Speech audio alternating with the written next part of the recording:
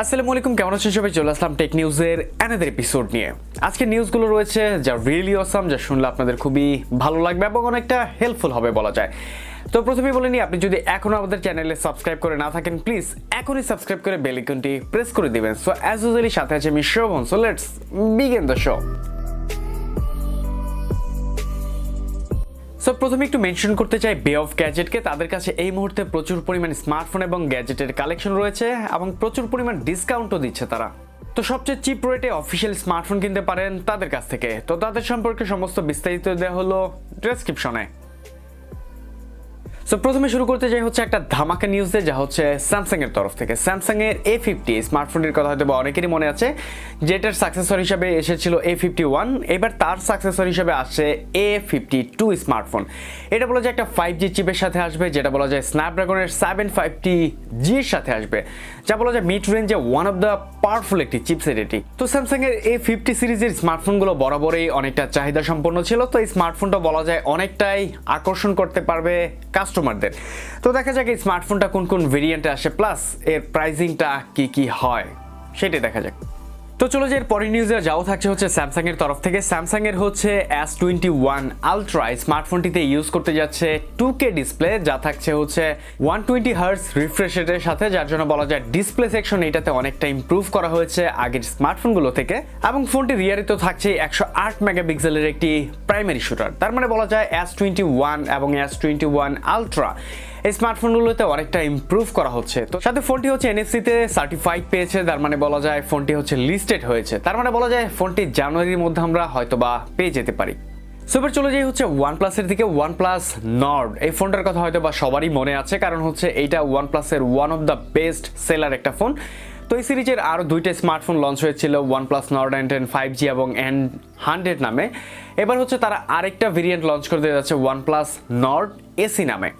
আমার কাছে পার্সোনালি মনে হচ্ছে এই নর্ড সিরিজটাকে নিয়ে কেমন যেন প্যাচাচ্ছে OnePlus। সেজন্য বলবো নর্ড সিরিজটাকে একটু মুক্ত করা উচিত, এই প্যাচগুজ থেকে। স্মার্টফোনটিতে হয়তো বা পেতে যাচ্ছি 65 ওয়াটের একটি চার্জিং সিস্টেম। তবে এই ফোনটিতে কি প্রসেসর ইউজ করা হবে, প্লাস হচ্ছে কি স্পেকের সাথে আসবে, সেইটা এখনও লিকেজ আমরা পাইনি। তো বলা যায় OnePlus Nord যেহেতু এসিটা লঞ্চ করার একটা ঘোষণা দিয়েছে, যার মানে বলা যায় কোনো স্পেক যদি লিক হয় তাহলে অবশ্যই আপনাদের মাঝে হাজির হয়ে যাব। আমাদের অনেকেরই একটা স্বপ্ন থাকে, যা হচ্ছে ম্যাকবুক এয়ার অথবা ম্যাকবুক প্রো এগুলো ইউজ করার, বাট এটার যে হায়ার প্রাইসিং এটার সাথে আমরা অনেকটা কমফোর্টেবল না, সেজন্য এটা পারচেস করা হয় না। এটা চাহিদার অন্যতম কারণ হচ্ছে এটা খুবই পাওয়ারফুল একটা ডিভাইস এটি। তো এটাকে আরেকটু পাওয়ারফুল করতে এবার হচ্ছে অ্যাপেলের নিজস্ব চিপসেট ইউজ করতে যাচ্ছে এখানে, যা হচ্ছে অ্যাপেলের M1। এটা বলা যায় তারা ইন্টেল থেকে এবার বের হচ্ছে এবং তাদের নিজস্ব চিপসেটের মাধ্যমে এইগুলোকে লঞ্চ করতে যাচ্ছে এবং তারা দাবি করছে এটা হচ্ছে ইন্টেলের থেকে 5x পর্যন্ত CPU পারফরমেন্স বেশি দিতে পারবে। আর এটা হচ্ছে নভেম্বরের 11 তারিখে তারা এই সম্পর্কে ডিটেলস বলেছে। এবং হচ্ছে ম্যাকবুক এয়ার যে বেস ভেরিয়েন্ট সেটা পাওয়া যাবে হচ্ছে $1000 এবং হচ্ছে ম্যাকবুক প্রো এইটা পাওয়া যাচ্ছে বেস ভেরিয়েন্টটা $1200। তা বলা যায় প্রাইসিংটা হাই হলেও এর পারফরমেন্সটা অনেকটা বেটার থাকবে আগের চেয়েও। এখন যদি 4G স্মার্টফোনের দাম বলি, একদম সর্বনিম্ন 4G স্মার্টফোনও পাওয়া যায় 4 থেকে 5000 টাকার মধ্যে, যেটা বলা যায় 5G এখন যেহেতু আপডেট এসেছে সেটা 25 থেকে 30,000 টাকার মতো লাগে 5G ভেরিয়েন্টের যে স্মার্টফোনগুলো কেনার ক্ষেত্রে। বাট এই 5Gটাও হচ্ছে একদম বাজেট রেঞ্জে আনার জন্য মিডিয়াটেক একটা প্রসেসর লঞ্চ করেছে, যা হচ্ছে মিডিয়াটেকের ডায়মন্ডসিটি 700 সিরিজের। এইটার মাধ্যমে বলা যায় যে 10 থেকে 15 বা 16,000 টাকার মধ্যেই কোনো স্মার্টফোন পেয়ে যাবে এই প্রসেসরের সাথে। এবং বলা যায় এইটা যদি আনতে পারে এই প্রাইসিংয়ের সাথে, তো একদম যে চিপেস্ট রেটের ইউজার রয়েছে অথবা বাজেট সেগমেন্টে যে ইউজার রয়েছে তারা হচ্ছে খুবই অল্প সময়ের মধ্যে 5G এক্সপিরিয়েন্স করতে পারবে। বাট আমাদের দেশে শুধু 5G বলা যায় আরও 2 বছরের মধ্যে অ্যাভেলেবল হবে কিনা সেটা নিয়েও সন্দিহান আমরা। সো এবার চলে আসলাম আমাদের লাস্ট নিউজ নিয়ে, যা থাকছে শাওমির তরফ থেকে। শাওমির Mi11 এইটা হচ্ছে পৃথিবীর হয়তো বা ফার্স্ট একটা স্মার্টফোন, যেটা আসতে যাচ্ছে স্ন্যাপড্রাগন 875 SoCর সাথে। কারণ হচ্ছে বিভিন্ন লিকেজ থেকে পাওয়া যাচ্ছে এটা হচ্ছে গিগবেঞ্চে হচ্ছে লিস্টেড হয়েছে, তার মানে বলা যায় খুবই শীঘ্রই এটা গ্লোবালি লঞ্চ না হলেও চায়নাতে লঞ্চ হয়ে যাবে, দেন হচ্ছে আনঅফিসিয়ালি বাংলাদেশে চলে আসবে বলা যায়, এবং এটা বলা যায় আলটিমেট একটা ফ্ল্যাগশিপ স্মার্টফোন হবে এবং ফোনটিতে অস্থির লেভেলের কিছু আপডেট আনা হচ্ছে। তো দেখা যাক। সাথে হচ্ছে আরেকটা নিউজ, যা হচ্ছে 48 মেগাপিক্সেলের আলট্রা ওয়াইড সেন্সর থাকবে এই ফোনটিতে। তার মানে বলা যায় আলট্রা ওয়াইড সেন্সরের ক্ষেত্রে অনেকটা ইমপ্রুভ করে ফেলেছে এই স্মার্টফোনটি। তো দেখা যাক কোন কোন প্রাইস রেঞ্জ এবং কোন কোন ভেরিয়েন্টে এবং কোন ডেটে লঞ্চ করে স্মার্টফোনটি। সো এই ছিল মোটামুটি টেক নিউজ। এবার হচ্ছে আপনাদের কমেন্টস পড়বো। তো প্রথমে যে কমেন্টটা নিচ্ছি, যার নাম হচ্ছে সাইদ মাহমুদ। ভাই, আমি গেমিং ফোন কিনবো, টেকনো কি লং টাইম ইউজ করতে পারবো, প্লিজ বলবেন। ভাইয়ের নিচের কমেন্টটা দেখে মনে হচ্ছে ভাইয়া হচ্ছে মিডিয়াটেকের যে প্রসেসর ইউজ করা হয়েছে টেকনোতে, সেজন্য বলেছে মানে স্পার্ক 6 এর কথা।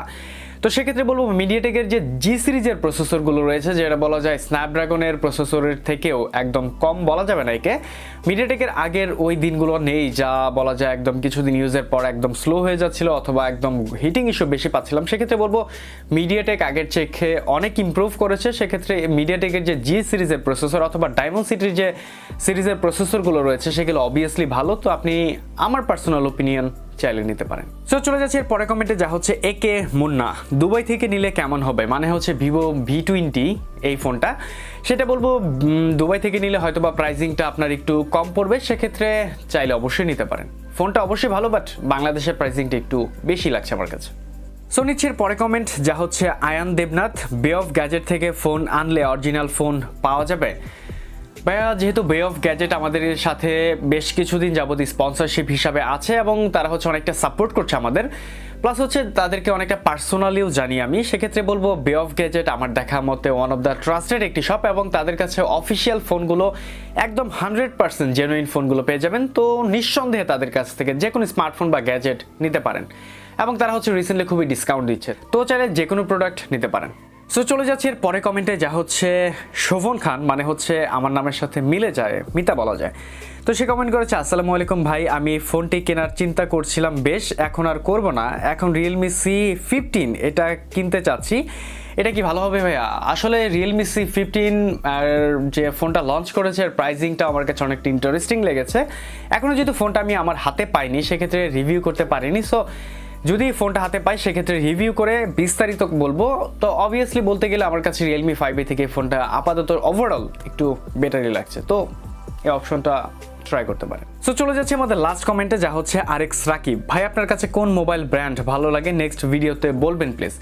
ভাই, এক্স্যাক্ট বলা যায় যে আমার কাছে কোনো ব্র্যান্ডই ভালো লাগে না যে এই ব্র্যান্ডের স্মার্টফোন আমার কিনতেই হবে এরকম কোনো না, বাট ফ্ল্যাগশিপ গ্রেডের যে স্মার্টফোনগুলো রয়েছে যা বিভিন্ন কোম্পানি লঞ্চ করে থাকে তার মধ্যে অনেকগুলো ফোনই আমার ভালো লাগে। কিন্তু অনেকদিন যাবত আমি একটা ফোন কিনতে চাচ্ছিলাম বা কিনবো বলে কিনা হচ্ছিল না, যা হচ্ছে আইফোনের মানে 2016 সিরিজের আইফোন SE, মানে ছোট্ট একটা কম্প্যাক্ট সাইজের ফোন। সেটা হয়তো বা আমার প্রাইমারি ডিভাইস হিসাবে ইউজ করার একটা প্ল্যান রয়েছে বা ইচ্ছা রয়েছে, সেটা ইন ফিউচারে দেখা যাক ইউজ হয়তো বা করবো। সাথে হচ্ছে আইফোনের আরেকটা মডেল, যা হচ্ছে আইফোন 12 মিনি, যেটা রিসেন্ট লঞ্চ হয়েছে বাংলাদেশে, এখন আনঅফিসিয়াল আসেনি, বাট আসলে এটা নিয়ে একটা ভিডিও করার আমার প্ল্যান রয়েছে, কারণ খুবই ছোট এবং খুবই কম্প্যাক্ট সাইজে খুবই ভালো একটা ফোন তৈরি করেছে আইফোন। সেক্ষেত্রে বলা যায় এই দুইটা ফোন পার্সোনালি আমার কাছে অনেকটাই পছন্দের। সো এই ছিল আজকের মতো আমাদের ভিডিওটি কেমন লাগলো তা জানাতে ভুলবেন না কমেন্ট সেকশনে। সাথে হচ্ছে আমাদের ভিডিওতে যদি কোনো কারেকশনের প্রয়োজন থাকে বা আপনার কোনো সাজেশন থাকে সেটা অবশ্যই কমেন্টে জানাবেন, সেই অনুযায়ী আমরা রিকভারি করার ট্রাই করব। তো দেখা হবে পরবর্তী কোনো ভিডিওতে নতুন কোনো টপিক্সের সাথে। সে পর্যন্ত ভালো থাকবেন এবং আমাদের সাথেই থাকবেন। তো বিদায় নিচ্ছি, শোভন, আল্লাহ হাফেজ।